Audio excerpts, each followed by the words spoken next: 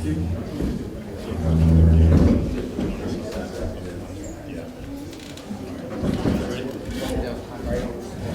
call the Tisbury Zoning Board of Appeals meeting to order. The first one tonight is case number 2534. 30, request to construct a swimming pool under Tisbury zoning bylaw 040310. This is at 64 Cromwell Lane. Chris Alley is here presenting. Would you just state your name and sitting on the case of myself, Jeff Bristol, Mike Stevens, Neil Stiller, Tony Holden, and Peter Lewis. Hi everyone, I'm Chris from Schofields. So this is the property. This is the property here on Crowell Lane. This is the end of Franklin Street out here. This is the second power line crossing. Okay, so you're just about getting into West proper one there. Crowell Lane comes off of Franklin Street, ends down at the bottom, and ends at Hammerhead. And so the property that we're looking at now is this one, vacant lot down the bottom of the left-hand side. It also backs up to Golf Club Road. But that's not the address, or there's nothing coming off of that road. So Doug put this filing together with the architects, and there's a house under construction, or starting to get under construction. Proposal is for an 18 by 40 foot pool in the backyard. It meets setbacks for accessory structures. On the site plan, it shows the proposed pool equipment location here up against the house on the south side. There's a safety fence that wraps around the perimeter and ties back from building corner to building corner. The alarms will be installed on the doors and windows that lead into the pool area. That's it. That's it for the most part. The septic system is designed down below. There's no conflict with that. It meets the normal setbacks to the south property line, and again, the accessory structure setback to the back property line. And your frontage is where again? The frontage is along Crowell Lane. This lot has about 300, a little over 300 feet of frontage, all the way along the end of Crowell Lane on the left side. It's got 130 feet here, and then 170 feet on this curve. And again, this is the access on Crowell Lane. The driveway comes off of Crowell Lane. The functionality of the project is off of Crowell Lane, but it does back up to Golf Club Road as just a reference to it. Any questions from the board? They don't have access to this golf course. I'm not certain that they even have rights into Golf Club. That's a private road. Right. Golf Club Road is a private road, and I don't believe they have rights into the Golf Club. And put it over here, right there. Yeah. Outside, inside? It's outside behind this beefed up fence. Okay.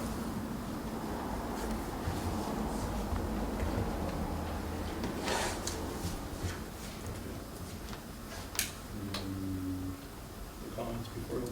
Yeah. Do you have any letters? Is there an opportunity to ask questions? Absolutely. Go ahead. Y'all, Is there? can you state your name? Can you state your name, please? Oh, I'm sorry, Samuel Donegan. I own the property at 23 Crowell Lane, top of the road, between Franklin and Power Line. So one question would be, this is a private road, not in good condition. It's already tolerating some heavy equipment done for the excavations. I would hope that there might be an opportunity for a stipulation being that both parcels enter into a road maintenance agreement with the other existing landowners there to deal with these issues. We usually address those stipulations. And the second issue is there any landscape architect involved, and is there a plan for mitigation? Two pools on a fairly rural street. Is there landscaping involved? If so, what is the plan? I'm not aware of a landscape architect involved in this project overall. Is there a design to put up shrubbery to block the noise? It doesn't show up on the plan that was filed, but if it were conditioned, I'm sure that they would be accepting of that. And can I just ask Yes. a question of the neighbor? Is there a road association, An a existing formal road road association? Now, there was originally a road agreement historically, and now we're going about 30 years back. That's long since expired. It's part of the original subdivision of the farm property that created the farm. So how can they enter into a road maintenance agreement with everything if there's not really an existing? No, it has to be a newly drafted agreement. Because again, this is now, there's only been two guest house utilizing this road. And even that is because of the elevation and the drop of the road is taking a big toll on it. It wasn't, it was an old farm site, somebody maintained it. And so in this circumstance, now we're basically doubling the use of the road. And I don't know if the town's interested in putting on any roads to maintain, or if not, then the private landowners feel like we should come to an agreement on how to maintain the road. It's always been informal and it's worked so far, but this is basically doubling the, if not further, the use of the private road. Thank you. When are the proposed going in? And we're only dealing with one right now. I should actually. This building is started construction next week, I believe. We're gonna start installation. So I would imagine it would all be done at the same time. in one sequence with the home construction. But I would imagine, you're right, there's probably been some wear and tear on the road from the construction. And if there was a condition that could require the repair of it after everything's said and done, I think that would be appropriate. Yes. It's Elizabeth Bates, I'm across the street on Golf Club Road, and I'm concerned about the locations since I can't see the map that you're Come on up. referring to. About the location of the pool. I don't know what's Inviting going people up. I'm friendlier than you, so I Yes, can you just like you. Yeah.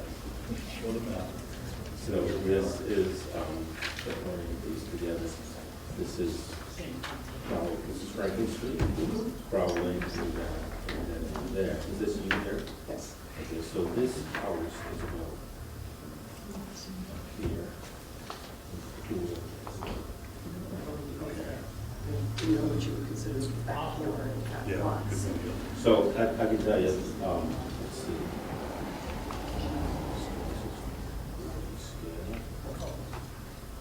From the pool to the center of the road is 200 feet.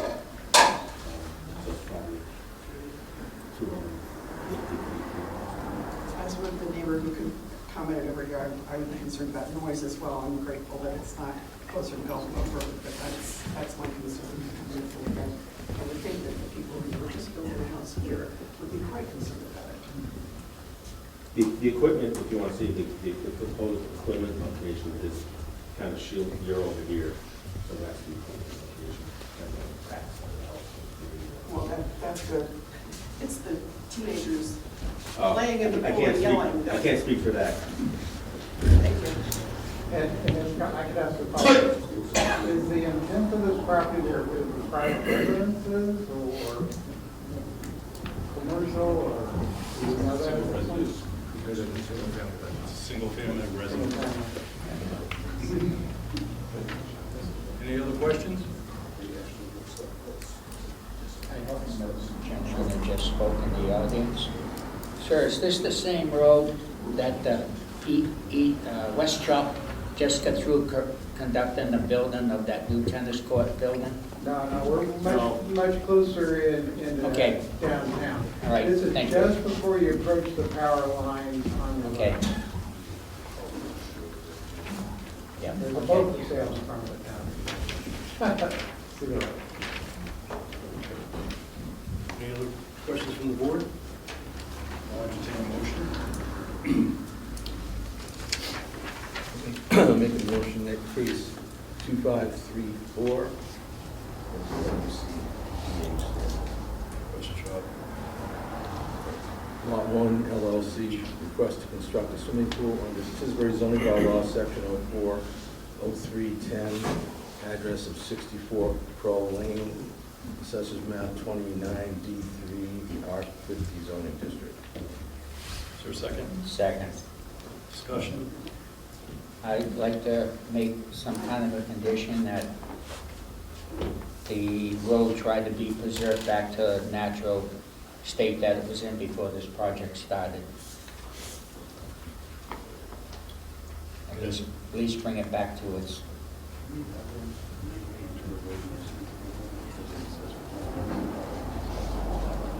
Okay. Any other conditions? Landscaping? Yeah, I'd like to see a landscaping plan and approved by the board actually after it's shown to the neighbors. And they should be able to weigh in. And I do understand it's incumbent on both parties to shield, not just the one. But I think if neighbors are working together, it might be a little bit better. Yeah. plan. better up and style friendly. Anything else? Standard lighting. Standard lighting by code, anyways, you know that. You did comment the alarms are gonna be on the doors and the windows for the pool area. I just have a question of information. As far as the water department running, there's two issues with this collection housing. One is it's an in loop on the water department supply. And they've had problems with that. So I don't know if that has been addressed as far as the building department looking at these plans. Water department still runs on its own entity. Okay. And fire hydrant. There's only one on Crowley. Perhaps that's up to the fire department's beyond my scope, but I don't know if there's a plan to extend that line down to the parcel we're talking about now, or if maybe there's another one on Golf Club Road I'm unaware of, but it's a concern. I don't know the answer to that, but I'll try to find out. I'll talk to some of these Thank you. over there. Thank you.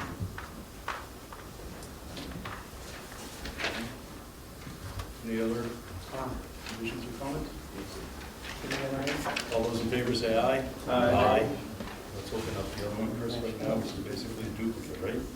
Case number 2535, WCDH Lot 3 LLC, request to construct a swimming pool under Tisbury zoning bylaw 040310, address 41 Crowley Lane, accessories parcel 29D, 3.4 R50 zoning district.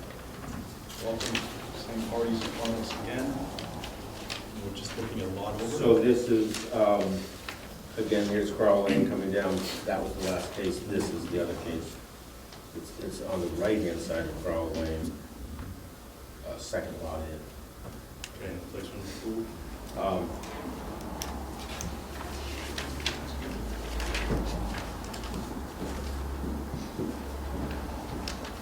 So this one, so this is this one. The house is about there. There.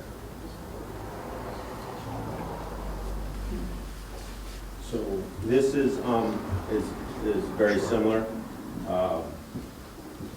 They have a pool equipment pad alongside the house, a smaller pool, 20 by 36 pool. There's a lot of topography on this lot. It falls off pretty significantly in the back. So they have an elevated retained area in the backyard that serves as a patio outdoor space adjacent to the house. And so the pool is integrated into the edge of that. Again, there's a set of stairs that comes up from behind this wing of the house. So there's some grade change here.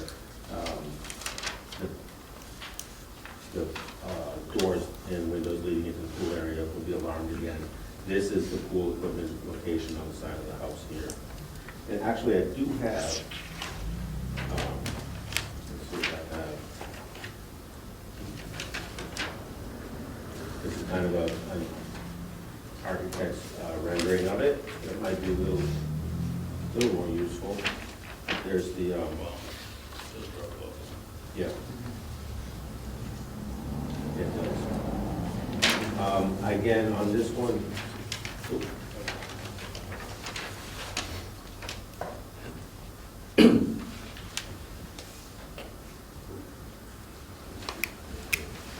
You guys want to see it?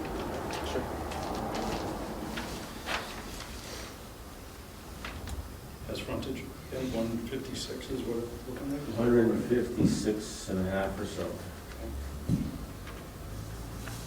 Any other questions before I open it up? Similarly, there, I do not have a ironically, I did not have a landscape plan for this one, but I did find a landscape plan for the other one for 2 years. Really screwed things up. Well, you can show that to the board, and then we'll reach out. Do we have your email or something? You should have this as part of Doug's filing. So you Okay, have we to have that, so we should, it's probably, if we have it here, it's probably going to be posted online as well, Okay. the plan. Are these two pools going in at the same time? Yeah, both of these built, both is being built. As far as I know, being built simultaneously. Same contract? Yeah. I don't know who the pool contractor is. I'm not sure who the pool contractor is. So it's good that one contractor is responsible for everything. Any other questions before I open it up? Let's open it up again, same concerns? Same concern, same conditions if possible. Another question though is the setback abutting my property, which is just to the northeast. It seems like it's about 20 feet. I don't know if that's so or not. Something in that range, 20 feet. The pool or the building? The pool. I'm assuming the big hole's the pool. You're down, so we can make sure that Yeah. you're down past this property, right? I'm up You're above it? Okay. I'm toward the Franklin side of it. Okay, so that's 46 feet from the pool. It's a triangular lot? Yeah, yeah. Yes. Above the Slosky's lot, so it's. Yeah, so Oski's on the other side. It's 46 feet on the plan from the edge of the pool to that common property line. Okay. Your western line. That sounds right. Another question is, I assume the pool, the excavation was civil engineered? Because at the back of that lot, it significantly quickly drops down the hill to the power line. Not that we're facing fear in the first place, but we do get hurricanes. The, yeah, the way that grade works, that's, I can check, but I'm sure that's an engineered retaining wall, a structurally engineered Okay. retaining wall, because it is not, as you know, it's a significant drop. It's a tricky lot. It will be, that was sure, it will be. Okay. Engineered. Chris, what's the difference between your setback, 46, 45, you're saying 36, what another? That, this was an earlier one when that they used to get the building permit, and the pool shrunk. This pool is longer than the one that finally ended up. Would it help the board if you want to see photos? Yeah.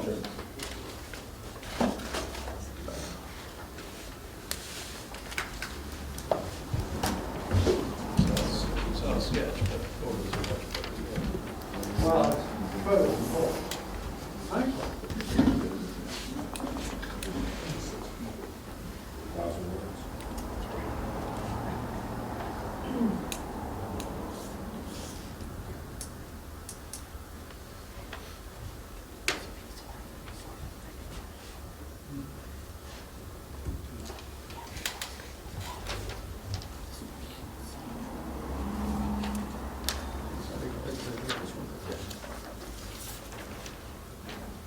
Yeah, that was kind of like a placeholder. Just to look at this time. So we should all look at those.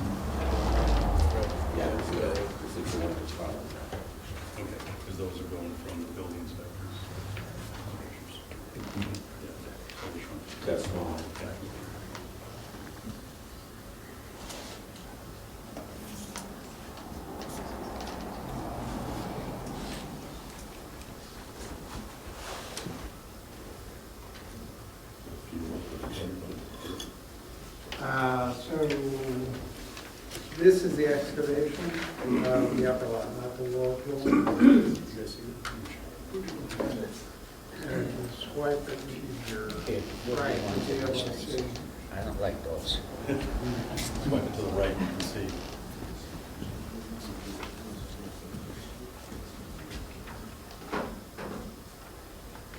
So that's from my lot.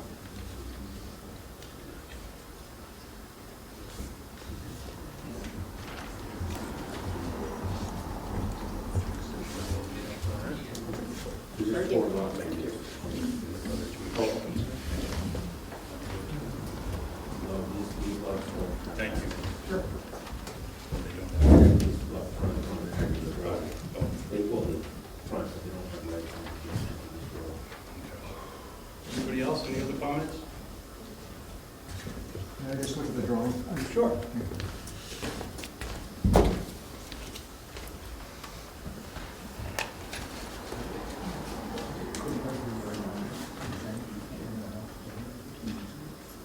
The frontage. That's the start of the curve. And then the- Thanks, Tony. Anything else? No question. We're ready. Come fall, where do you propose to pump the water off to? What does the, who people, have you made plans where to pump it to?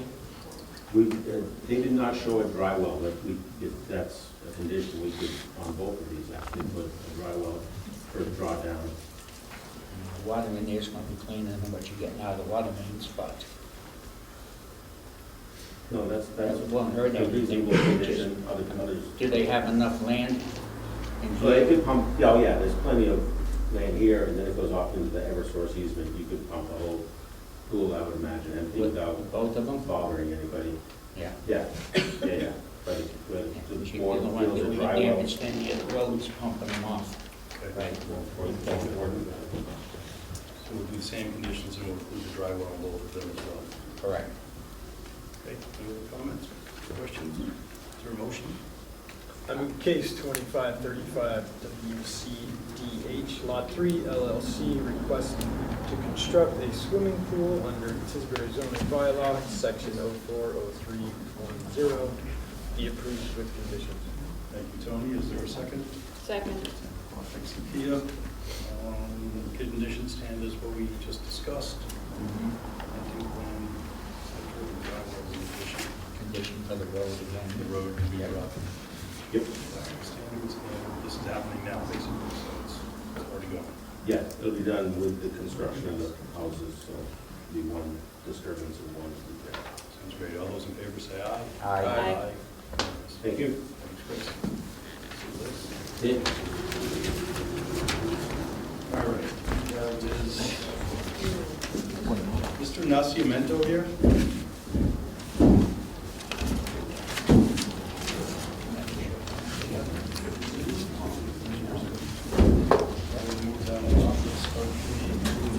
Michael Maley and Sarah Massey. Are they here?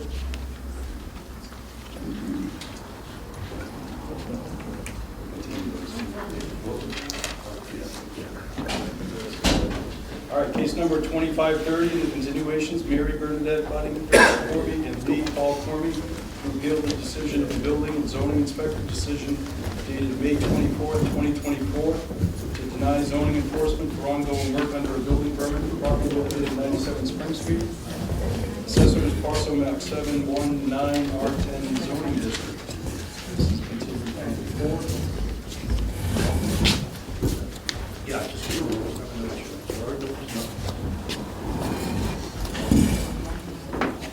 just, when we get to it, state our name for the record, so everybody here.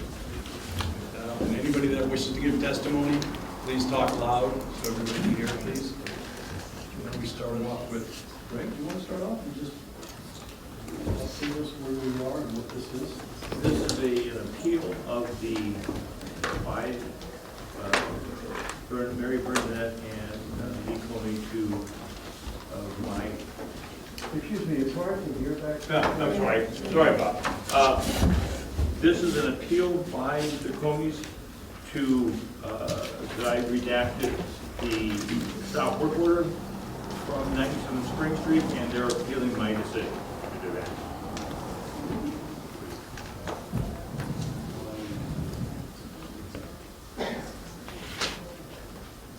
There you go, you get the floor. Okay, Mr. Chair, thank you.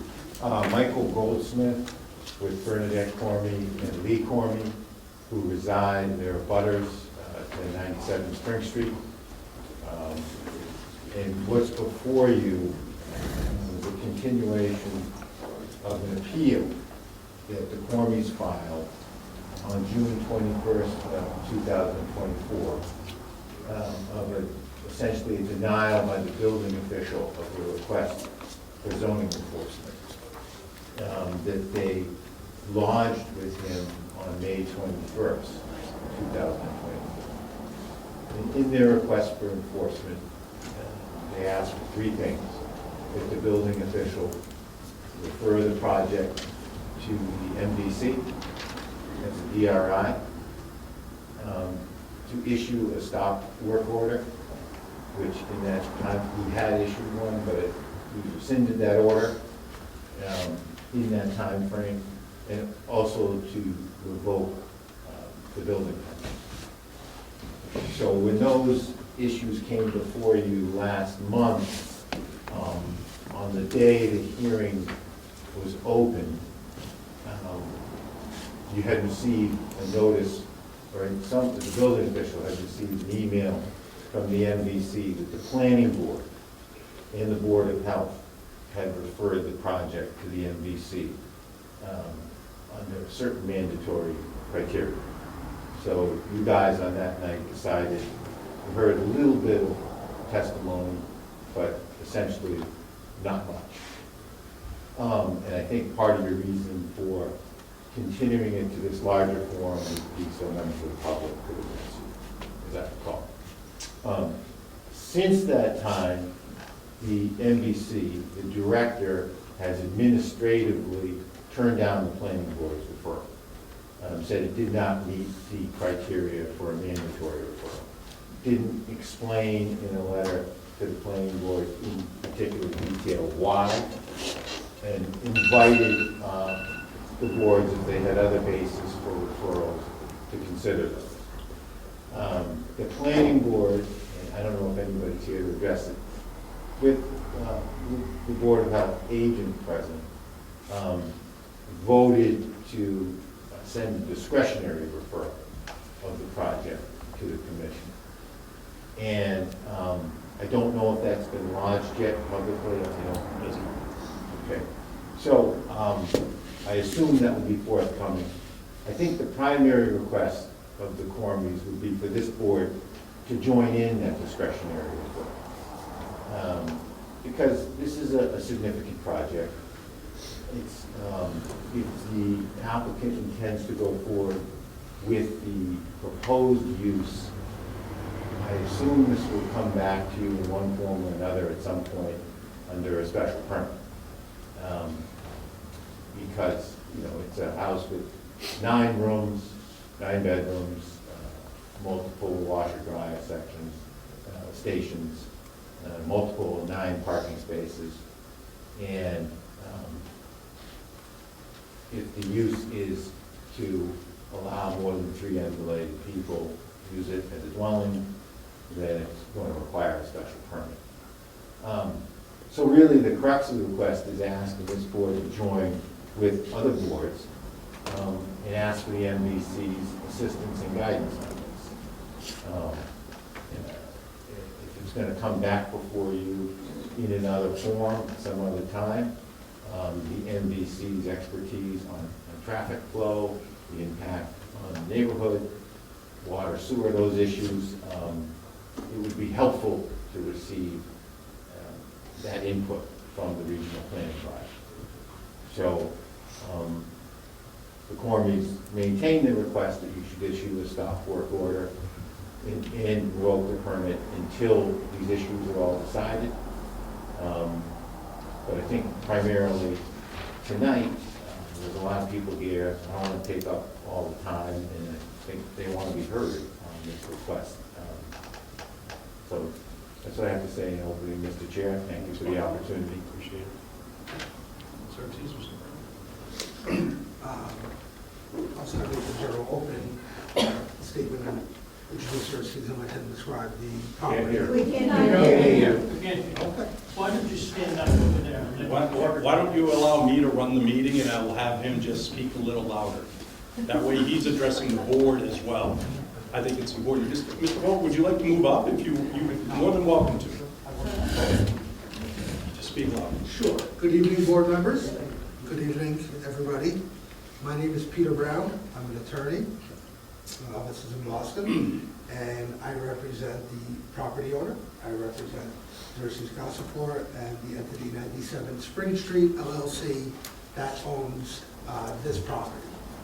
What I'd like to do here in the beginning, before Xerxes goes and describes the property and some of the process, is talk about the law and talk about the process that's before you. Because we'll hear a lot tonight, a lot of things that maybe people think have transpired, or people think are the facts, or people think is what's before you. But it's important that we go over exactly what is before you, and what you can act on, what you can't act on, and what you can and can't do tonight versus some other night upon some other application. So the first thing is you're here on a zoning appeal, and you're here on an appeal of a specific decision, and you've been asked to do two things. That's what's been listed in the petition, that's what's been advertised to the public, and that's what's been brought forth under Mass General Law, Chapter 48, that allows you to hear and act. And the first thing you've been asked to do is to refer this project to the MVC, because the Cormys have alleged that this, what we have said is an as-of-right project, and your building commissioner has said is an as-of-right project, is actually subject to a mandatory referral to the MVC. So that was request number one. That's already moved for two issues. Number one, that was heard by the MVC and rejected. They disagreed and they agreed with your building commissioner and what we've been advocating to the planning board. Secondly, you heard from Attorney Goldsmith. The planning board, since receiving the rejection from the MVC, has voted to send in a new discretionary referral to the MVC.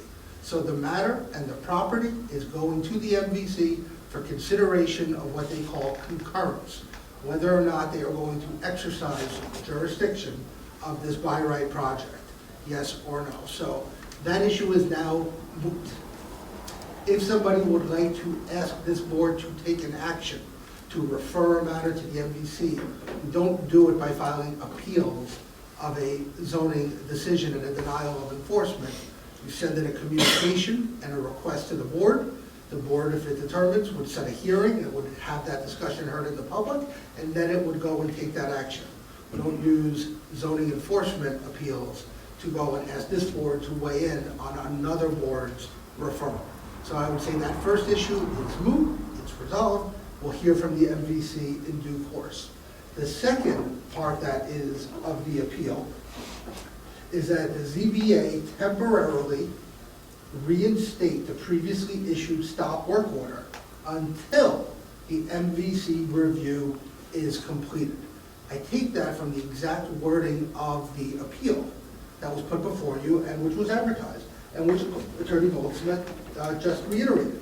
It said on page 2, paragraph 6, this board should reverse the building official's decision and refer this development to the MVC and reinstate the stop order pending MVC review. So as of right now, as of today's date, there is no MVC review because the referrals that were sent were rejected. The planning board is now going to send a new one. The MVC will go and act on that, and if the Cormys wish to ask the building inspector to issue another stop work order, they get to do that, and then we go through the appeal process through you. It might sound duplicative, it might say, hey, we can kind of skip a few steps, but when we're dealing with property rights, and we're dealing with delays and costs and real things here, following the procedures, following the rules, and doing things when they're supposed to be done and how they're supposed to be done, keeps us within the guardrails of the process, protects everybody's rights, people who agree with the board, disagree with the board, and everybody else. Second thing I wanted to address is that there is a request, which is clearly barred by law, and you have town council here, to revoke the building permit. The building permit in this case was issued on January 8th, 2024. So there was an application and there was a building permit. When somebody wishes to appeal a building permit that was issued, the way the law works, you have 30 days to go and appeal it, and you would appeal it in this town to the zoning board of appeals. If you don't do that, your right to appeal and get a revocation of the building permit is gone. This board is divested of jurisdiction and authority to go and consider that request. In the appeal memorandum that I filed with you on August 5th, and I know you've received a lot of documents, so it's 4 pages, and I tried to keep it brief, but I cited 4 different court cases. I cited the Connors case, I cited the Gallivan case, and I cited, well, 3 cases, and the Tessier case. But what they said is that you cannot use a zoning appeal of a denial of an enforcement request. And that's what the Cormys filed when the building permit was not timely filed. You can't forego your obligation to appeal the building permit and backdoor it in through an appeal of a denial of a zoning enforcement. So that issue is not before the board. And this board has no authority or consideration to go and do that. And so I hope we kind of have parameters of tonight's hearing so we stay focused on what is before the board. The second issue is that this appeal is not about construction at all. Attorney Goldsmith was honest in his proffer and in his application and what he said tonight. It's about the purported use that they're concerned about. When this construction is done, they're concerned about what my client is going to apply for, and they're concerned about what Mr. Monka is going to go and allow. And they want to advance that application. They want to advance that decision to be decided now instead of later when it goes and happens. That's how it works. You pull your building permit, you do your construction, you get your permits, then you go and apply for occupancy. You go over with the building commissioner, what can you get, what can't you get? Maybe you'll go and get 5, maybe you'll get 7, maybe you'll get 9, maybe you'll get 36, doesn't matter, right? He's interested, and he said he was only interested in what the law allows for him, as well as for everybody else today. And that's what he's gonna go and apply for. And then that's what he goes and gets. If he doesn't like it, he appeals what he doesn't get to you. If a neighbor doesn't like it, they appeal that to you. So the use that yet has been applied for and is yet to be acted upon comes before this board if anybody's unhappy about it when that is done. So my argument to you is that this appeal, entire appeal and this entire discussion is premature. And I don't say it in any way to be disrespectful to anybody's opinions or concerns or the importance of the community and the important public policy discussions that need to go and take place. But you don't do that in the context of a zoning appeal of an individual property. You have a discussion in front of you, your select board, your planning board, your ZBA, your public, and you discuss what kind of community you want to have, how zoning works, how maybe we want to go and try and change zoning, and that's how you engage in that discussion and you take the appropriate actions. My client has gotten to the development all the way through on this and other projects by following the rules, by being respectful of the boards and of the public. If people want to change the rules, there's ways to go and do that, but we change them town-wide. We don't change them on individual property owners. So, with respect to use of the property, that will be applied for, and that will be decided, and that will be appealable by the Cormys and anybody else withstanding, or my client, if he doesn't like the answer either. The last thing I'll say to you, and what Xerxes to go and speak for himself, wish to hear from everybody, is that Xerxes not only asked me to go and relay that to you, he hasn't gone, he's put that in writing to the MVC. He's put that in writing to the board. I put it and I copied it verbatim on page 3 of my memo. I'd like to read it out loud if you don't mind. I think it's important that the members of the public go and hear it. This was sent on July 10th, 2024, and it was sent from Xerxes to Adam Turner, who's the executive director of the MVC. He says, Adam, I hope this finds you well. With regards to use of 97 Spring Street, upon completion, I am only interested in a legal, as-of-right use for a single-family residence at that property. I am not interested in any use that would necessitate an MVC hearing process.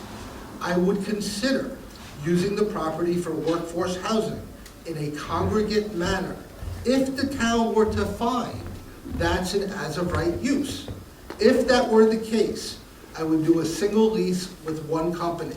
I am not interested in and would not permit individual room rentals. I will reach out to the town of Tisbury to determine what would be considered a legal as-of-right use in that fashion, should I opt to go that route. Any referrals from the Tisbury Planning Board that you may receive have occurred without advance notice to me to answer questions or clarify the intended use of that property. I will raise that up with the town of Tisbury. Kind regards, Xerxes. So, with that, I'll introduce Xerxes to you, ask that he speak loudly so that everybody can go and hear him. My name is Xerxes Agassipour. I'm the owner of 97 Spring. I think Peter did a pretty good job of highlighting the issues that are in front of us. I know a lot of people want to speak, so I don't want to take too much time. I just want to address a few points so that, things are clear. I have a company that's located in Tisbury. We have staff that live on island. We're a local business in reality, and what we have found ourselves doing is trying to fill the need for housing for companies. We know most developers focus on seasonal type homes or, short-term rentals. That doesn't seem to be the niche we found ourselves in, but that does not, exclude us from going that route on this property should that be the option before us. I think a lot of the concerns we've heard are due to the size of the building, how things have transpired. What I would like to say is we've done everything by the book, and we've followed the procedures to the T in terms of everything with regard to applying for a permit, the demolition. I've read a lot about what has been, said, and the reality is we went through the process that a developer and a builder needs to do every step of the way. It is a large building, but it is not out of scale to other large buildings on the street. We do have 9 bedrooms, but again, there are other buildings nearby with large capacity in terms of bedrooms. The Cormies on a subdivided lot of same size have 7 bedrooms. Down the road, 40 William, I believe, has 6 bedrooms. The property behind us, I believe, has 5. Bedroom counts are really driven by what your septic capacity can allow you to do. And we do have a septic system that could handle 9 bedrooms, which is why we built a 9-bedroom property. In terms of impact to the neighbors, one of the concerns I've heard is it's going to take away from the value of our property. Well, I'm not so sure, to be quite frank. We've invested, quite a lot of money on that street. For those who have seen 52 William Street, which is the property at the end of Spring, that's turned into a beautiful property, in my opinion. And I believe 97 Spring will as well. And I believe it'll be assessed at a lot higher value than what the original building or structure was. So I think there's the possibility that actually, in terms of these 2 buildings, I think they would probably be the newest and potentially, the nicer buildings on the road that may actually increase value. And beyond that, I'd like to say that, I think in any neighborhood, there's always fear when change happens. We're pretty straightforward. We're around. Should you have concerns, you should know that, we do property management, we do service. We're kind of we are here, if that makes any sense. I think we've been cast as outsiders or et cetera. That's not the case. We are local. And so I just wanted to give some of the neighbors the comfort that, you know, we are trying to do good, we're sincere. If issues arise, we're there to address them. And I'm really only interested in doing what is an as-of-right use for that single-family dwelling. And when we are finished, we will be chatting with the town to determine what that is. What I would like to say to all the neighbors who have concerns is, and this is not the first rodeo I've gone through where things have kind of transpired, zoning happens at the town level. So if any of you have concerns about workforce usage or any other aspects of zoning, I would highly encourage you to bring and address the local town officials of your concerns. I know the town is working on what seems to be a gap in their zoning bylaws for workforce. I'm sure they would appreciate it. But it doesn't happen at a owner level or at a property, specific property level.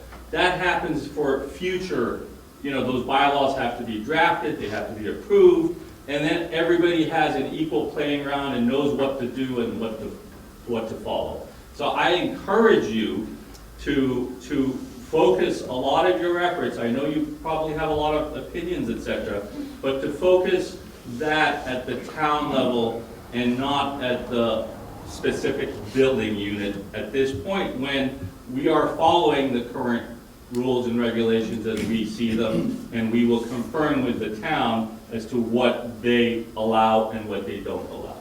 So that's really all I wanted to say, and I'll pass it on. Thank you. Mr. Goldsmith, you want to? Just briefly, I think, like I said at the beginning, the focus here was to ask this board to join in the referral to the MVC. And I think it's appropriately before you, because the Cormys asked the building official to do it, while a number of requests were coming into him to stop work, this and that, and he did not make the decision to make the referral. And now it's appropriately before you. Folks have come out on a number of occasions. If you need more opportunity to consider that issue, that's fine. But that is the core of the request.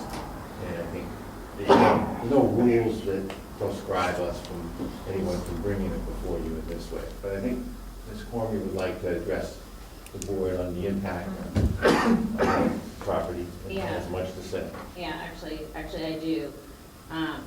Mr. Brown, you're right on one thing. Process is important. And process was not really followed in this case. I'm sorry to say, this was not based on your own lease that you provided. This should not have been permitted as a single-family residence from the get-go. Because of that, it did not get referred to the MVC. Because of that, it also didn't get site planning. Because of that, it didn't go in front of the planning board.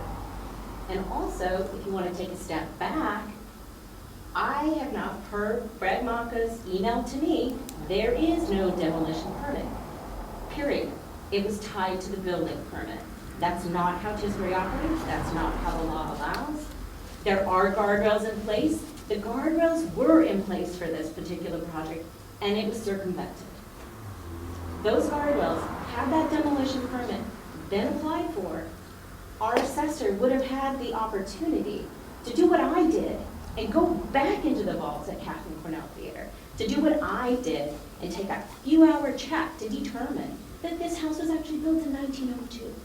We all know that the Tisbury assessor's records, when they computerized it and put it all over, was all over the map. That is a known fact. So process is important. Process wasn't followed here. And if it was, we all would have had the opportunity to weigh in the very, very beginning of all of this. But we were not given that opportunity at all because process was not followed. It really wasn't. And actually, go ahead. No, the only thing I just want to make sure everybody focuses to the board, addresses the board. The only thing I would address regarding the 100-year process with regard to reference to the MVC, is that, again, we follow the exact set of rules in place. And I would encourage everybody, there was an article written by the MV Times, I think a few days ago, and Ross Seavey, who was the prior building commissioner, actually addressed your very comment right now. And I have that, and I don't know if you want to read it or have people go back to it, but I think he probably stipulated that we did follow exactly what was the rules and regulations. It's here, you want me to read it? It's probably, we're here, so we may as well. Is Ross Seavey here to comment on his own comments? I don't know, but I'm just going to read it because I know he's a respected member of the community and he was the former building commissioner. And now he's a state official as well with the building department. So Ross Seavey says, as the former building commissioner for Tisbury, I can say that much of this is incorrect. He's commenting on your comment, which is more or less what you just highlighted to everybody. If the town property card shows that the structure is less than 100 years old, that is the end of the inquiry, as both the owner and the building inspector should be able to rely on this information for town business purposes. If the age is more than 100 years old on the property card, the owner may dispute that with other evidence to show that it is actually newer, or the owner can accept the referral to the MVC. The obligation of the construction supervisor is to ensure the Massachusetts building code is followed and that the work site is safe. They do not have an obligation to research the property for information to rebut town records. The different type of permit applications is merely an administrative manner, and that's with regard to your demo versus rather building permit, as the Massachusetts building code makes no reference to a specific demolition permit. And the universal building permit application still used in many towns across the Commonwealth covers all types of work, including demolition. The process of reviewing the age of the structure is the same with all permits. Go look at the property card. It seems unfair to punish the property owner this late in the game for facts not known to them or the building inspector at the time of permit application. And this strikes me as an effort to stop this project generally rather than to preserve a historic structure which is now gone, as the MVC DRI for historic structures intended. If Tisbury wants more oversight of old structures, they can expand the historic district to encompass more of the town, something Harold Chapeldine often discussed. Otherwise, you must accept the decisions of your building inspector and the MVC. So that I think addresses really the issue of the 100 years. And we did the process, it's not on Macris. The property card states it's 1925, which is not 100 years old. Thus, the building permit, which notes the demolition on it, was issued accordingly. Thank you. Any questions for anybody at the table here before I open it up to the public? Hearing none. Was the, Go is it a ahead. 9-bedroom septic? It is. I just would like to say the town of Tisbury does differentiate demo versus building, regardless of what the state does. We in our town, it says it right on our website. It also says right on our website that the property records are not for legal use, informational only. It really is up to whoever buys the property, maybe not the construction supervisor, but if it happens to be the same person as the owner, yeah, they do have to research it.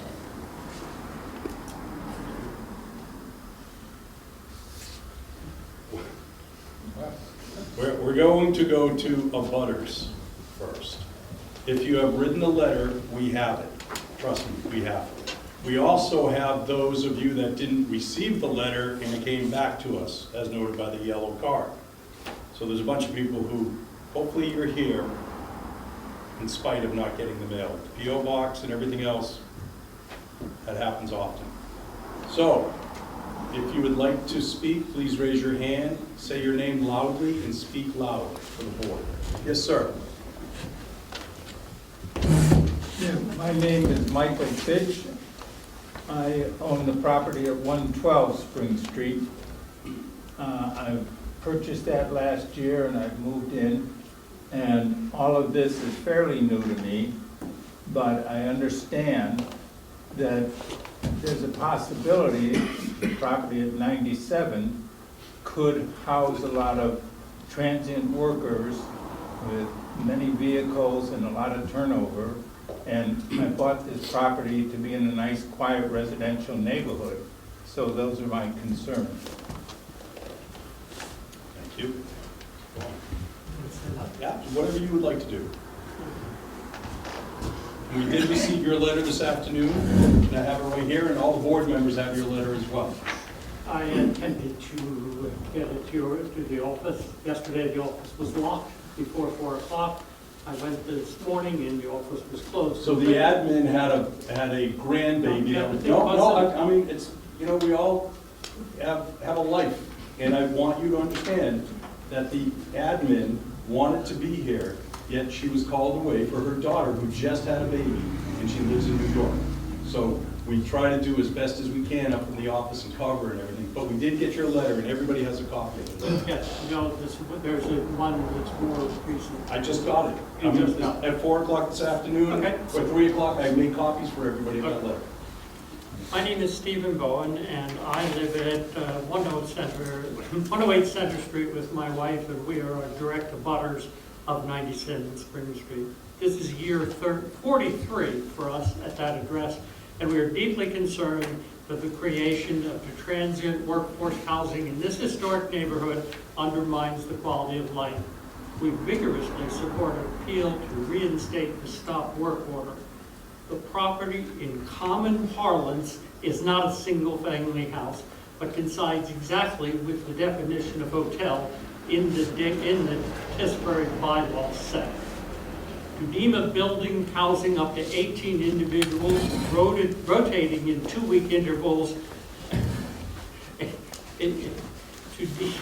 to deem a building housing up to 18 transient individuals rotating in 2-week intervals, a single-family house, of course, for a total of 36 persons a month who will cross the threshold, and more than 400 over a year. And that is directly contradictory to the sentiment of the Massachusetts Superior Court, a distortion of common parlance, and a deviation from the protection of commercialization expressed by the Attorney General's advocacy for protection of neighborhoods. See attachments. The stop work status needs to be reinstated as of 09/13. Every extra nail in the building is an extra nail in the life and death of Tisbury Village, resulting from and promoted by corporate entities and supported by town officials. You're missing something. Got that? So here is You're missing something. Excuse me? You're missing something. Oh, You didn't finish. Do the right thing. Thank you. That's the dress of the page. Understood. I also left one off accidentally that says, back to Shakespeare, it says, a hotel by any other name is still a hotel. So here are the supporting materials. Martha's Vineyard Commission of DRI Staff Report 2022-54 May. Addressed worker housing. The staff made some recommendations. Their recommendation was to build on-site a building of 10 beds, along with locker rooms, showers, and a canteen. Sounds familiar, right? They called it a dormitory. Tisbury Code,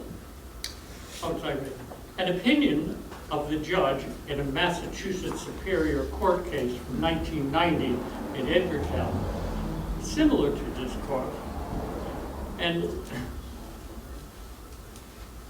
the judge, in his opinion, mentioned language use, that is common parlance. He said, terms used in the zoning bylaw should be interpreted in the context of the bylaw as a whole, and to the extent consistent with common sense and practicality, they should be given their ordinary meaning. Same document. We recognize that zoning is not concerned with legal relationships, but with how the property is used. Typically, however, occupancy in the manner contemplated by the plaintiffs, similar to our situation, would result in the use of the property which is different from that which is ordinary and expected from a single-family structure. Tisbury law, Tisbury bylaw TZBL.07.17. This law contains an amendment that was passed in the 2023 town meeting, the most direct, not democratic event that can have hope of, known as Article 11. Two notes here. Interval units have similar character as commercial hotels. Due to their transient nature and multiple short-term occupancies, such commercial and quasi-commercial use is inappropriate in residential areas due to multiple occupancies disturbing the peace and quiet of residential neighborhoods. The needs of transient occupants are averse to the interests sought to be protected and preserved in residential neighborhoods, because commercial uses for transient occupants may sacrifice other values critical to residential neighborhoods. Next paragraph, last one from Bob. The town deems it necessary, that's this town, this is a bylaw of the town. This town deems it necessary and appropriate to protect the existence of year-round residencies and the quiet and peace of the town by preventing unwarranted commercialization. How do we know that an entity is commercialized? They listed 5 indicators. The one indicator, number 2, is applicable to us, that commercialization is recognized by centralized or professional management. The last paragraph from them is the town deems it necessary to respect the presence of the town deems, if necessary and appropriate, to protect the existence of year-round residencies and the quiet and peace of the town by preventing unwarranted commercialization. Last, different document. To that bylaw had to go to Massachusetts for approval, and then they approved it and came back in a letter from April 24th. So this is not an old, antiquated bylaw that we diss because modern times don't do it. It's brand new. The Attorney General from Massachusetts states, Article 11 is substantially related to public health, safety, or general welfare concerns that are in the bylaw. The goal of preserving our housing stock in the town and protecting the neighborhood from impact of transient use. 2 week is transient. A fundamental principle of zoning is that it deals basically with the use, without regard to ownership, property involved, or who might the operator be. And for the end, the absence of stability, this is the Attorney General, the absence of stability and permanence of individual residing in those short-term places subvents the municipal goal of fostering stability and permanence. The bylaw is based on reasonable concerns about impacts from the intensity and nature of transient use. Thank you.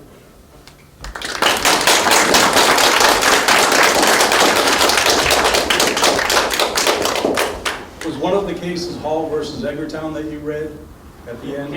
The single case was Hall versus the zoning board. And was that already an occupied building versus one that has not been received? That was an already occupied dwelling, correct?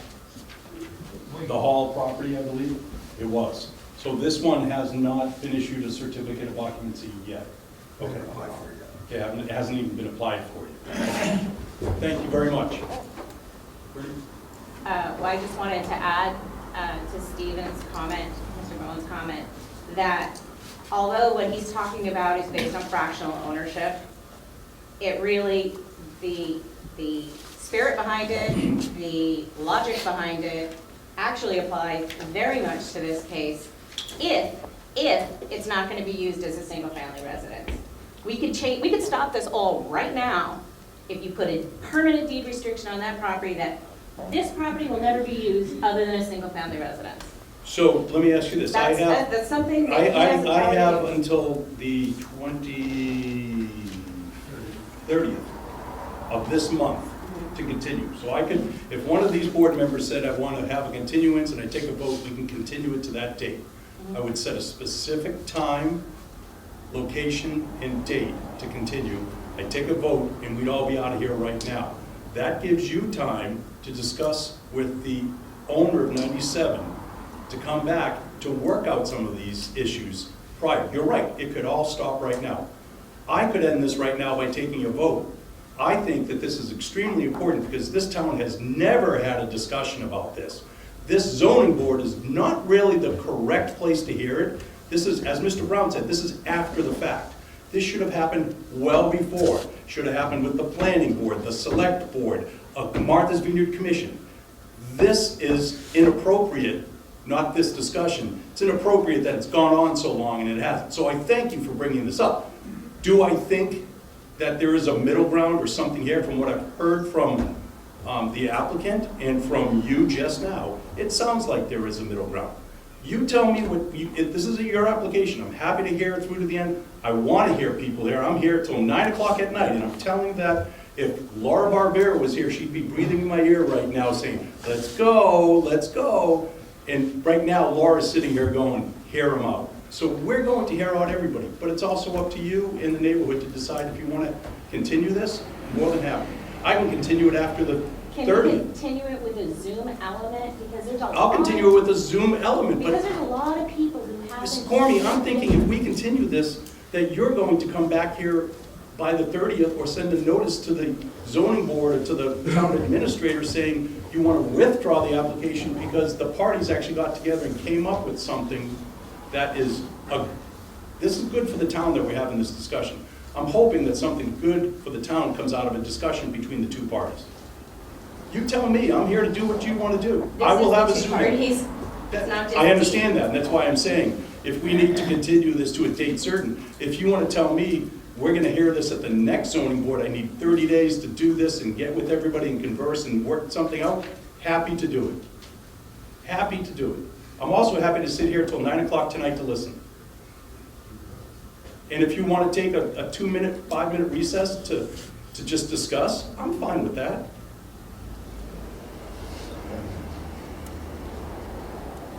One second. Do you want to hear from Mr. Jaffe first? I'll hear from anybody. I just, because Hi, Aye. Speak nice and loud if you wouldn't mind, sir. my name is Bob Jaffe, and this is my wife Karen.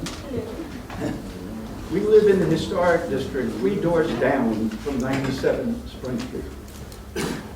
We've owned our house almost 30 years. Our family has been on this island a century. I only have one question.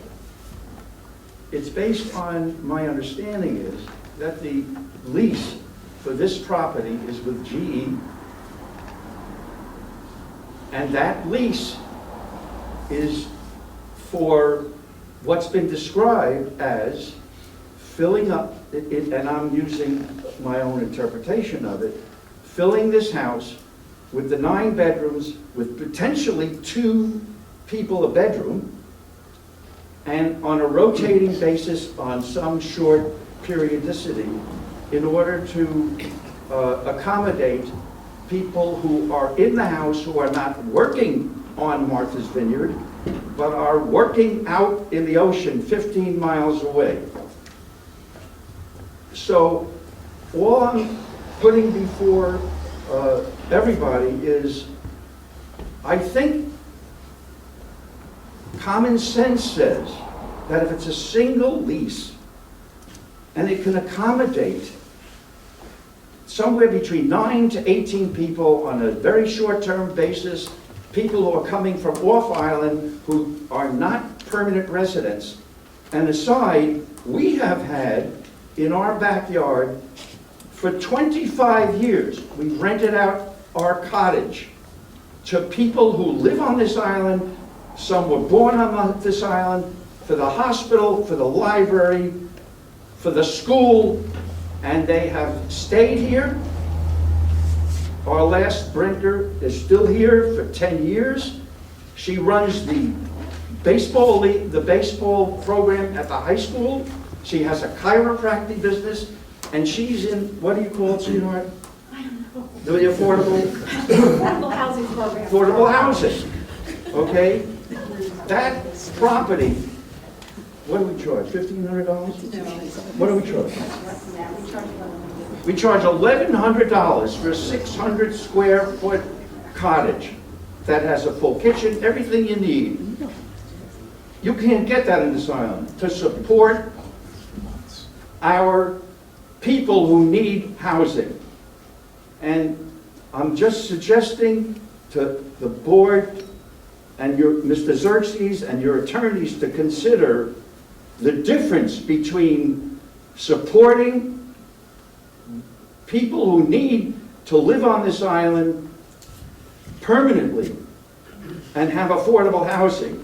I also believe, I have an instinct that the Attorney General of this state possibly would start to get concerned if our R5 neighborhood begins to get used in a way that subverts the intention of this island. Thank you.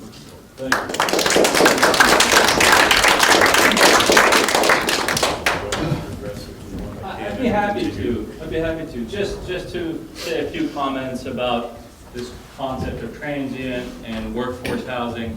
So, I also rent to school teachers who live on island year-round, and other to hospital and staff, and also members of the community who work in various different businesses, grocery stores, who are part of the island. I mean, that's the structure of our island. That's what Mr. Xerxes, that is not the intention of GE. I'm about to get there. I'm about to get there. So just give me a moment.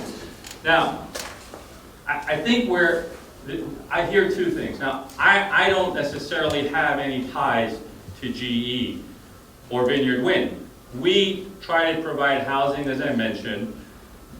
The island has approved this wind farm.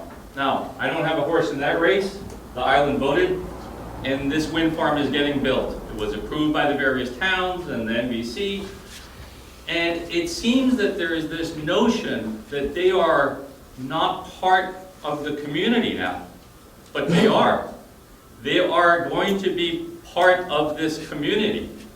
And we'll chat about this transient aspect of it, but let's use the hospital as an example. The hospital does have specialists who come onto the island a number of days a week. And the hospital does have housing for those people. And they may spend 2 or 3 days and then go to, their other part. Now, these workers, again, I don't have a horse in this race with regard to GE or Vineyard Wind. We just do housing, and we're happy to do housing for lots of different types of people. But as far as I understand what they do, is these are permanent workers who will be on island. And they have a rotation, like maybe the hospital has a rotation with their specialists, who may come and spend a certain amount of time and rotate out. And again, these are questions for GE. I think I've mentioned this to everybody. We have not made a determination as to who we'd be renting to. However, we see them now as equal members of this community. It hurts me, to be quite honest, to see them, because they're very nice guys. They're now living on 52 William, They were extremely polite. It hurts me to hear stories of neighbors going up to them and saying to them, "You don't belong here, go away." Nobody said Well, they have, because they. That's bullshit. No, it's not. No, I'm telling you, that's what I've heard, okay? So I don't want to get into that, because again, that's not my. No, I'm gonna, one second. There was somebody over here that wanted to. I have a question. Sure. If you State change the, your name for the record. Melissa Thomas, I'm a renter, 2 doors down from your property. If you change what you are going to use the house for, would that change everyone else's opinion of whether or not it could be built? So if it is a single-family home that has 9 bedrooms, I think no one has a problem with a single-family home. Hold on. So Right, let the board address that a little bit. So there are other uses that, so there's 14 people in this neighborhood, I don't know how far it went, that actually rent short-term or have. They are registered with the state to rent short-term. So we talk about transient people, we talk about Airbnbs, we talk about all those. 14 people in the neighborhood do this.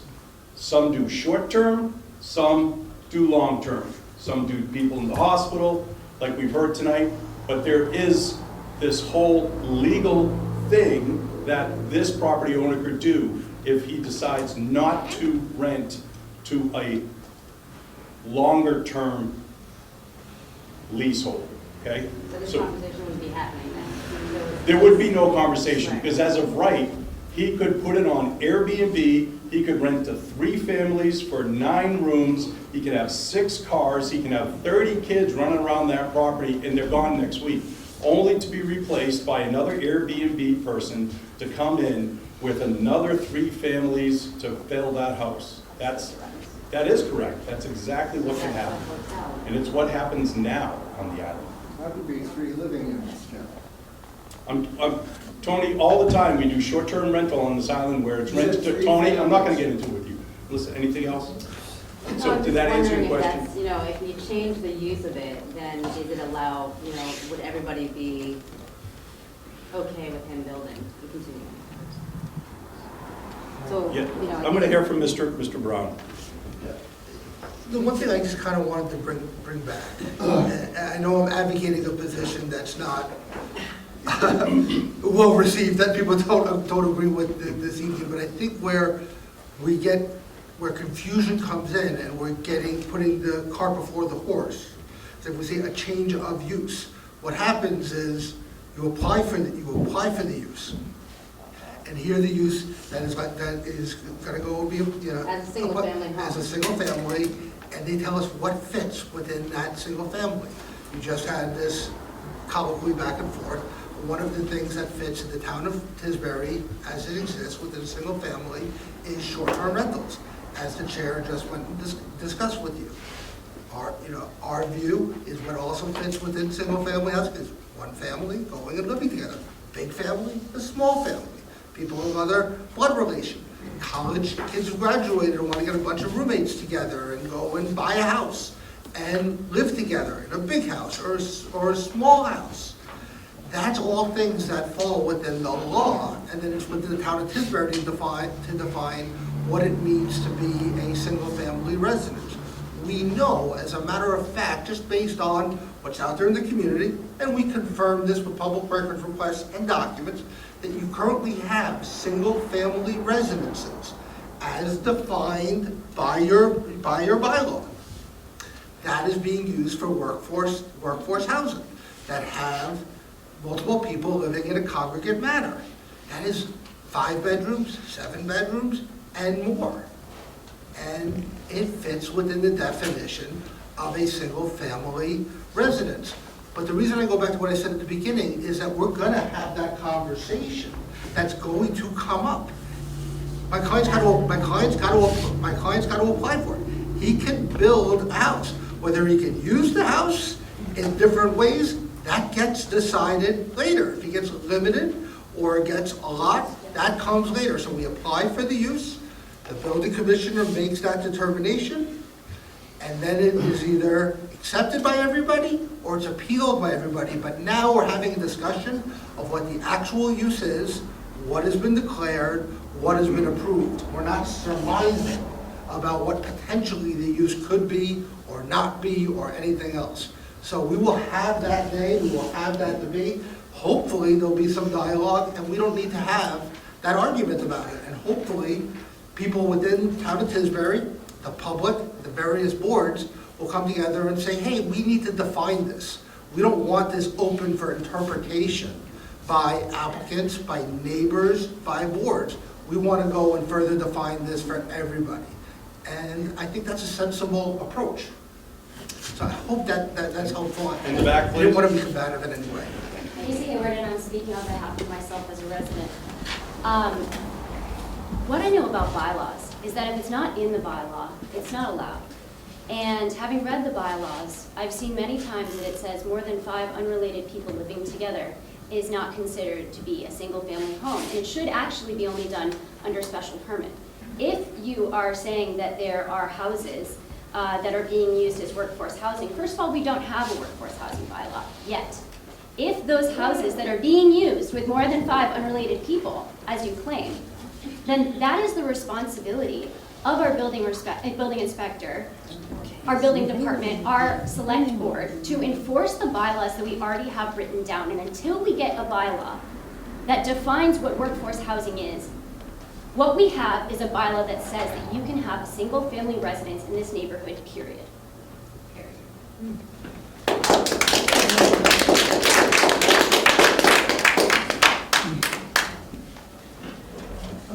Yes, I ma'am. was going to, June Flake, I'm a resident of Tisbury, I'm also a real estate agent for over 35 Could years. you speak up, please? I have hearing aids and I'm having a Okay. hard time tonight. My name is Sorry. June Flake, I'm a Tisbury resident, I've been a real estate agent, a broker for over 35 years.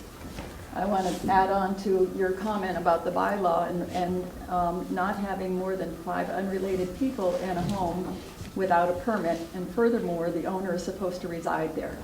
This Second, I want to bring up that the real estate agent, Carol McManus, who listed the property, should have vetted this further, knowing it was about 100 years old. And Xerxes was representing himself as the buyer, so in doing his due diligence, I would have thought ethically you might have explored the true age of that house going beyond what was on the field card, knowing it was a sensitive case. Thank you. Oh, yes. Could you talk a little bit about the... Can you state your name for the record? Oh, I'm sorry, I'm Carol Jaffe, 80 Spring Street. Thank you. Could you talk a little bit about the memorandum of understanding between Vineyard Wind and Delano and Company LLC? Is that your signatures on here? Can you talk about that a little bit? And the commitment for Sure. housing? When Vineyard Wind went through the Martha's Vineyard Commission, one of the stipulations the Martha Vineyard Commission had asked from them is to provide housing.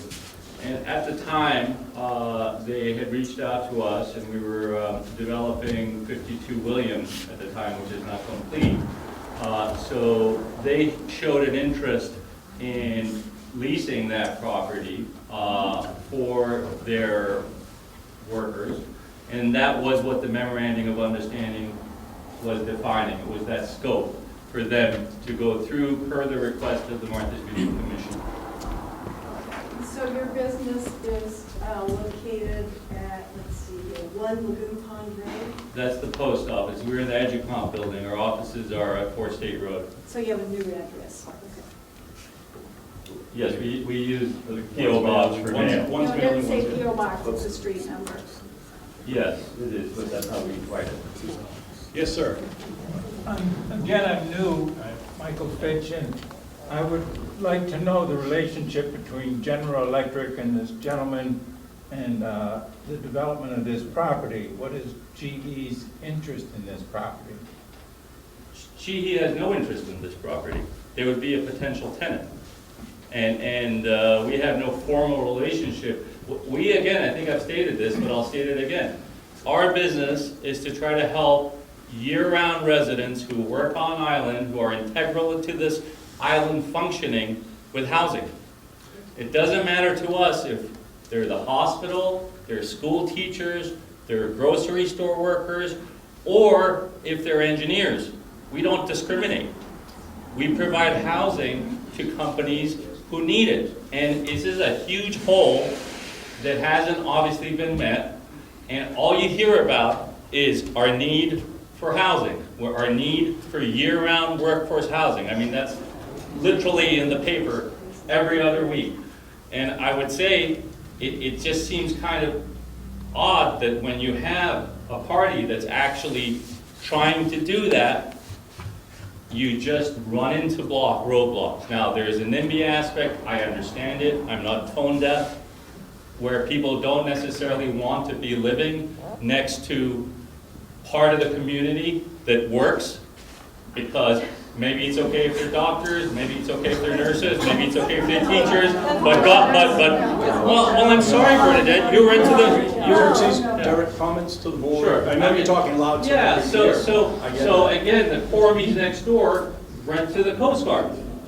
Okay, it's the same exact thing, Essential services. right? It's the same. Essential services. Hey, So it's 4 the, years at a stint. Bernie, he's, yeah, it's the same exact thing. There are people who are working on island that need a place to live. Now, we will go to the town, and the town will tell us, this is kosher, or this is not kosher, and we will then move forward appropriately. And that's as simple as it is that. Now, I don't get to choose if I own, which I have, I own 97 Spring, I don't get to choose if they want to rent to the Coast Guard. That's their right, it's their property, right? And that's just the reality of it. So that's what we're talking about here in the big picture. And it's a small island, there's nowhere else that's designated for workforce. And I think to Peter's point and to Jeff's point, this is a glaring hole in the zoning bylaws that I think I would encourage all of your efforts to try to figure out, so that we don't have this issue and people can afford to live on island, which is becoming harder and harder and harder. Melissa, did you have a follow-up? I just want to say that, Disingenuous to Oh, I'm sorry. Yes, sorry. I just want to say that the difference between the Cormies and what you're proposing is that the Cormies live in the house. And so. No, they have a 3-family, so they live in one of their properties. They live on And the a property property behind it. in the house. That you just joined itself. together for no purpose. So it's very different than leasing it out to people that are rotating every 2 weeks. I understand what you're saying no. about giving people housing, like I endorse that fully. I mean, we all do, we all live here and work here. But I think it's very different. They're following the rules. You're kind of trying to sneak around. So just so we know, they haven't applied for the occupancy yet, so. But the intention is the same as. If maybe this discussion changes things, that's why we're here. And I just hope Valerie, I'm gonna go to Valerie next. I just have a quick question. Sure. I am a Tisbury resident, so I'm presenting this as a Tisbury resident. But based on the scenario that you're presenting, and somebody asked you, sorry, based on Xerxes' scenario that you described with your relationship with GE, or how GE is involved and Vineyard Wind, and what kind of the workforce housing that you're helping them with, or other companies, right, other businesses. But how is that single family? How does that fit into a single-family dwelling? I'm really confused. Well, That's not single-family, that's not single-family housing. I think And Peter it's got tried to address that. 6 washers and dryers. So, I mean, The Washington I'll give you the legal answer. Well, there's no bylaws, so. I'm going to give you the legal answer, not the common departments, but you're asking the right question. Problem is, it's not for tonight, it's for what comes later. But typically what happens, when you don't have a bylaw that defines specifically single-family residence, which Tisbury doesn't have, that's a definition of a family, 5 or more, not single-family residence, doesn't define that. It doesn't define workforce housing. Mr. Boyd, Stephen commented earlier and quoted and talked about a case, which is the case we kind of all follow in this scenario. What does it mean to be a single-family residence? Are you a single-family residence if your family looks different than the family next door? So Oh, boy. So, what No, I'm. no, no, I'm not No, an what I- idiot. Please don't what I- talk to me like I'm an idiot. Can we hear one No, person no, at no, a time, no. please, Valerie? So Let's hear what, one so what person. the courts do with this? I'm okay. I'm not referring to race, I'm referring to numbers. I'm not saying you are. So, They're not, Or- or not- So if we can't just have a dialogue here without interrupting, I'm going to ask the board for a motion, and we're I'm gonna walk okay, away. Jeff. I'm done. I'm really trying to keep a dialogue here so we can progress this. Let me just say one more thing. Because it's not gonna be solved here tonight, just so done. everybody knows. But I do want to say, I find that response insulting. so Enough said, the please. quote I want to read, because there were many quotes given from the case. But you asked a question about the law, okay? And what the law says, I'm going to quote from the judge from the 1990 case, that's used in numerous communities when there aren't these definitions and aren't these standards and these things haven't been decided. Judge decided that case on the basis whether a zoning violation exists will depend upon whether the tenants live together as a single housekeeping unit in a family-like situation. That case was a single-family residence. That was the fact-specific circumstances that the court had to go and do an analysis. And the question was whether that type of use fit within the definition of congregate housing, therefore meeting single-family residence. That's what the town is going to go and need to figure out. But that was what I was trying to answer with your question. And the case I thought citation. you neglected to read the footnote. That's important. Read the footnote. Footnote 10. Sure.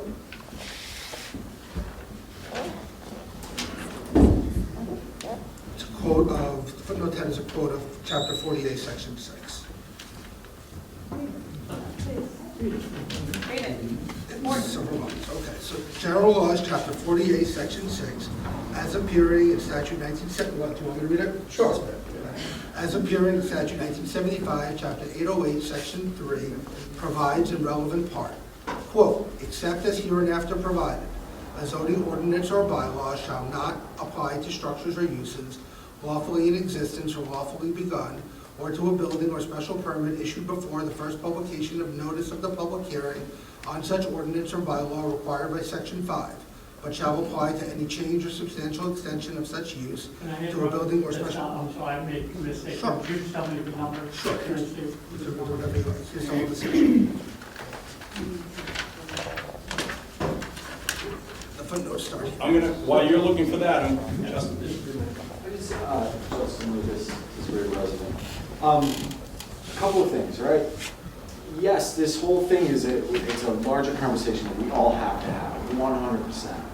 You know, we're also, right now, I think, we're trying to arrest somebody before there's even a hint of a crime that's actually happened. Because they don't have Xerxes does not have his occupancy permit. Nothing, no zoning bylaw has been broken as of yet. You know, nothing, you know, yes, this is a huge conversation we need to have, and I can see all sides of this conversation. You know, but I think we're kind of really getting off topic of what the board is here to see and what we're trying to do here, which is the appeal of the building permit, which... I agree we're getting off topic, but I intentionally did that because 36 people showed up and I wanted them to have a voice. You are 100% right, we are off topic, but I figured that this was, look, this town has not had a discussion like I said before. And it's sad that this is the first time this discussion's really had. Right. So I'm willing to have it, but I agree, thank you. And you're correct. I agree, we're just, you know, I mean, we're going after somebody who hasn't, as of yet, done a single thing, and everybody's, you know, attacking this man, who's really trying to do a great thing for our community. Me? Anna Finnerty. I live in the neighborhood. I have a question, and I'm not sure who would be able to answer this. With 3 attorneys here, I hope somebody can. I don't think it's a legal question. It might be for the building inspector. My understanding is that 2 of the bedrooms in this house, 2 of the 9, are actually in the basement. And in order for them to be considered, and I could be wrong, but I think that in order for them to be considered safe, legal bedrooms, they have to have window well egresses. Is that correct?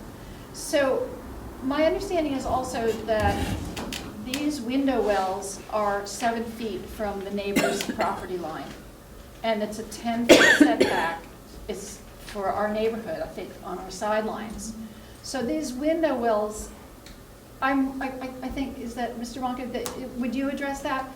Are window wells considered part of the building in, just thinking, that's something that would matter and make a difference? I don't consider the window well being part of the building envelope. You don't? And it could be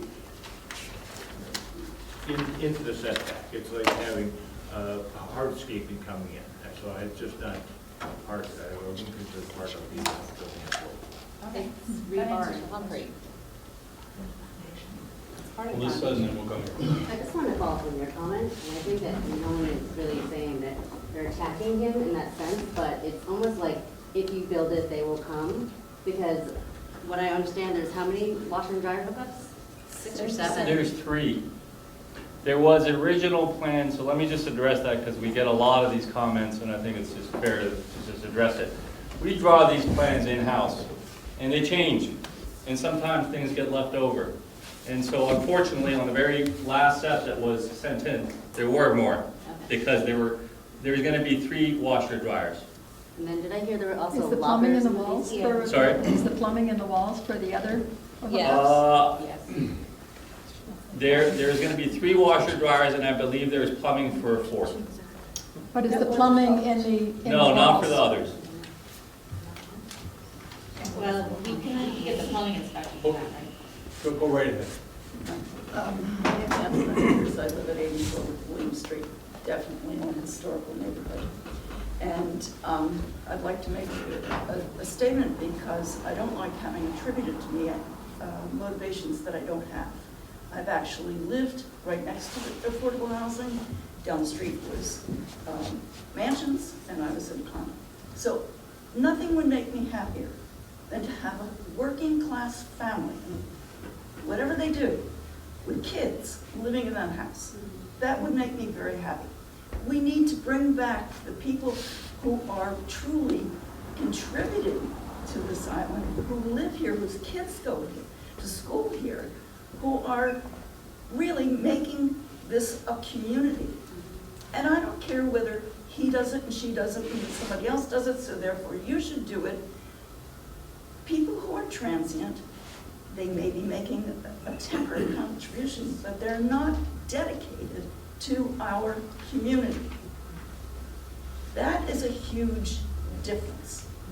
And I'm saying this because if a decision's to be made down the line, I think you should know that people would be much more welcome if you didn't, there's an implied name calling in saying not in my backyard.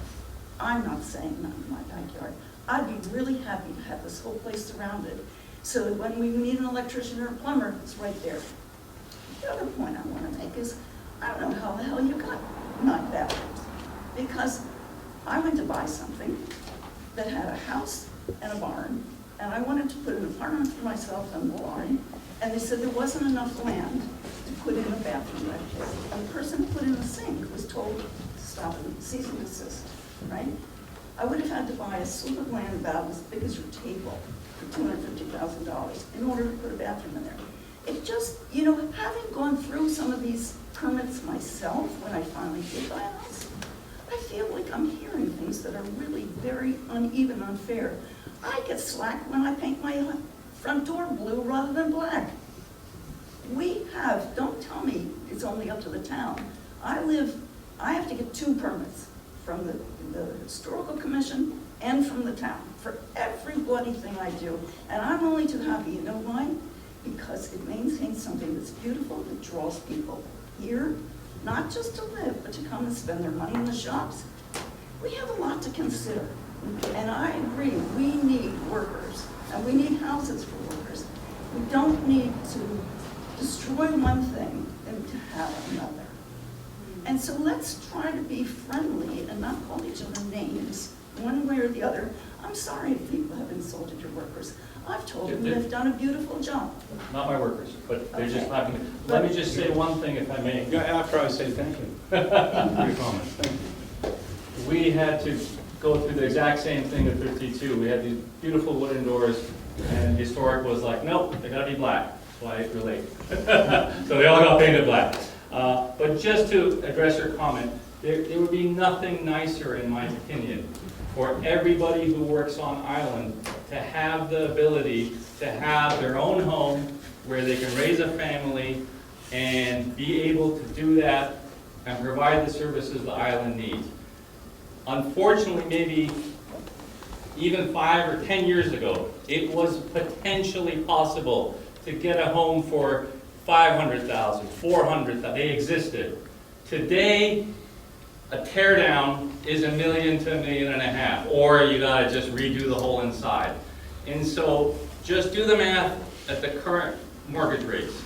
You're talking about having a payment for a starter home of $80,000 to $100,000 by the time you get your insurance, and by the time, it's not realistic anymore for the grocery worker or the plumber to be able to afford a single family home on island. What the solution is, I don't know. I'm not here to answer it, but I would agree with you wholeheartedly that would be the perfect scenario. Mr. Lucas? I started out as a transient worker, fell in love with the place, been here since the mid-90s. I'm an active volunteer with the Tisbury Fire Department. What's wrong with being a transient worker? And thank you for the fire Were you a department. transient worker? Were you here only 2 weeks at a time? For a while. So, did you, Mr. Sanders, you want to say, go ahead. You want to read that for me? In volleyball, you conflated 2-week stays with living in a house next door with a family, or the guy in the Coast Guard. Because those people aren't going to leave their home every 2 weeks to go back and forth. And secondly, your proposal is unappealing because of scale. There's just huge numbers of people. So as I said, 435 people will go in and out. No back and forth. With respect to family situation, that's this case. So he talked that the author, or the judge, I should say, talks about Absent amendment. That's right, is that where you are? Want me to read it? No, but no, we talked about it. Give me 1 minute.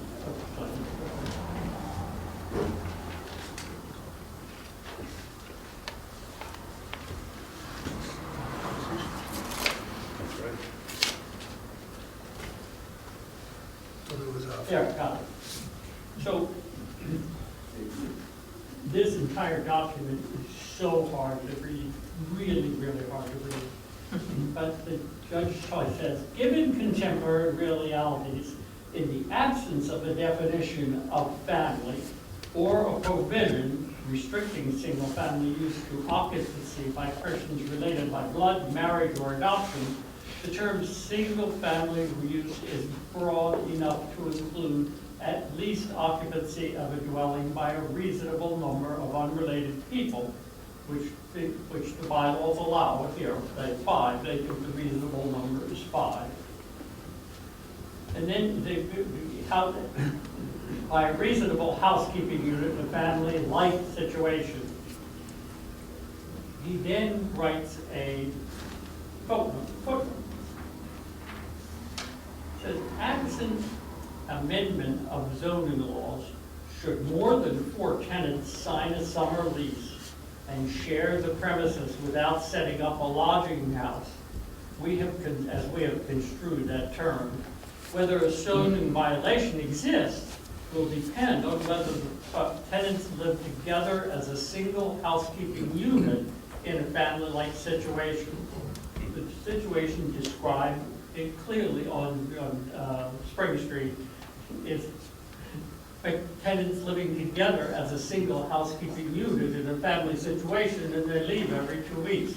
He then says, we acknowledge that the test is not easy to apply. Thank you.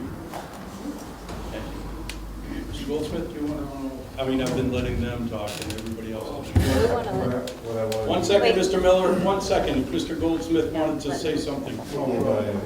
I just, at the end, I will answer your question. If we take a break, I understand your procedural question, but I want to talk about it with the Cormies. Absolutely. What they didn't want to do is not give people a chance. Oh, I'm with you. Mr. Miller? I think, my name's Howard Miller. I'm just an interested citizen.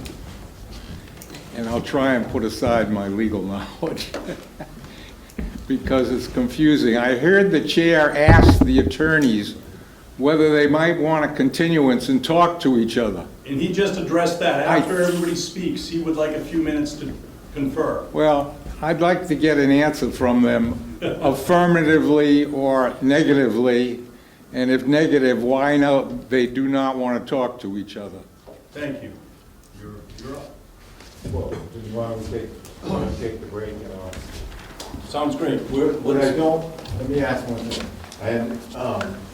What I don't want to happen though is if we agree to take a pause to speak, which is a great thing, I would advise that to any client, to come back and if the commission has started hearings, to be in a position where you say we don't want to, hear this case, to conclude this case.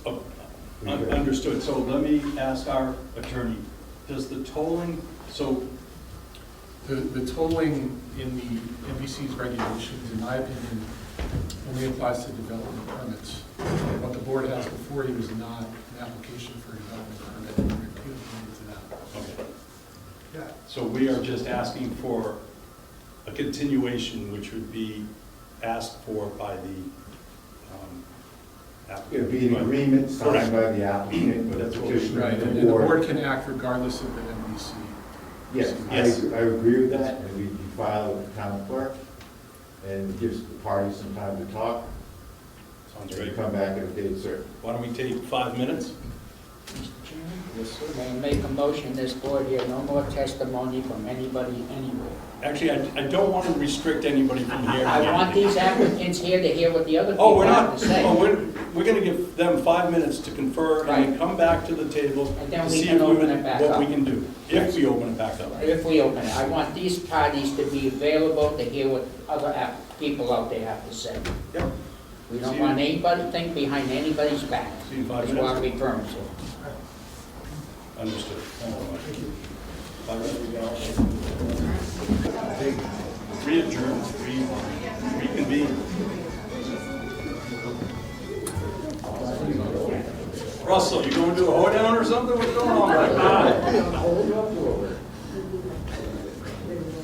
All right, so, Mr. Goldsmith, how'd it go? It went well. So the Cormies will agree to sign an extension agreement with the board, extending your 48 deadlines to act on this appeal for 14 days. And we'll get one through the administrator or council, standard form, that will be signed, filed with the town clerk. Okay. So it'd be good if you announced that. And you've agreed to run that next meeting, I know against your better judgment, but on a hybrid platform. Yes.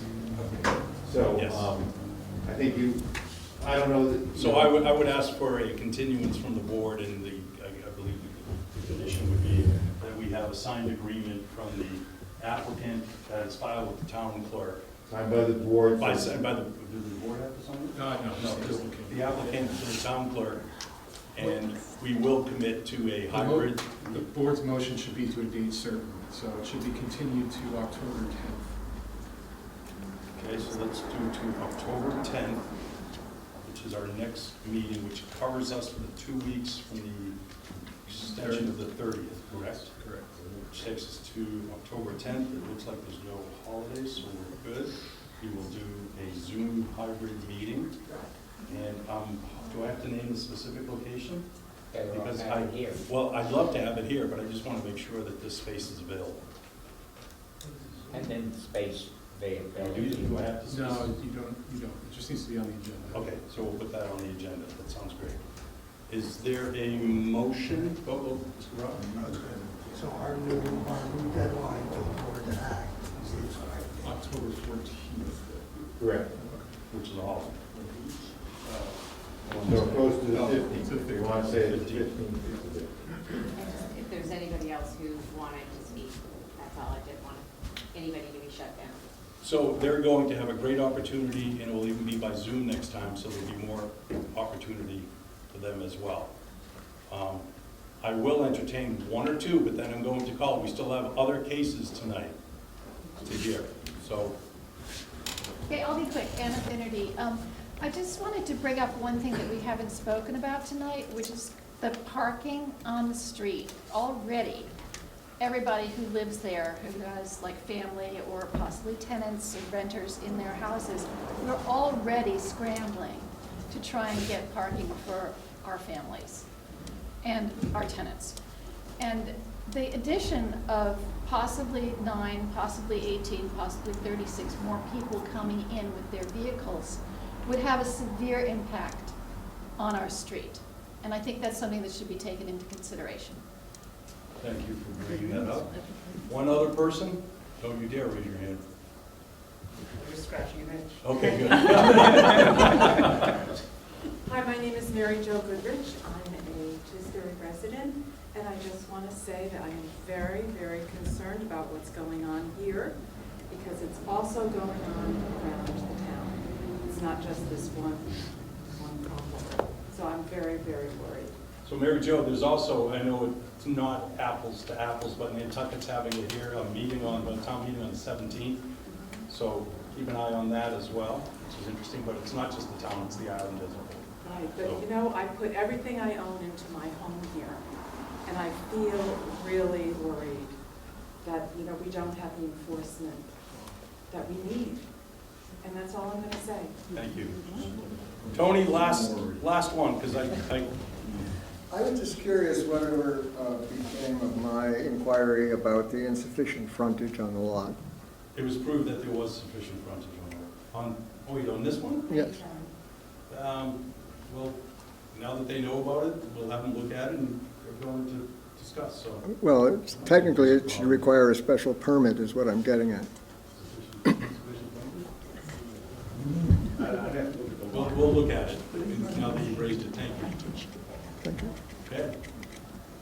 Is there a motion from the board to continue to October 10th pending a signed agreement document and filed with the town clerk to extend the 100 days for another 2 weeks, bringing us to the 15th of October, but we will hear this via a Zoom meeting hybrid on the 10th Thursday of October.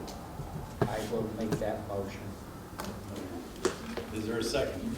Yes. Thank you, Neil. Michael was the motion. Any other discussion? You guys are not off the hook for a case. All right, we're running out. All those in favor say aye. Aye. Thank you. Thank you all for showing up. Thank you.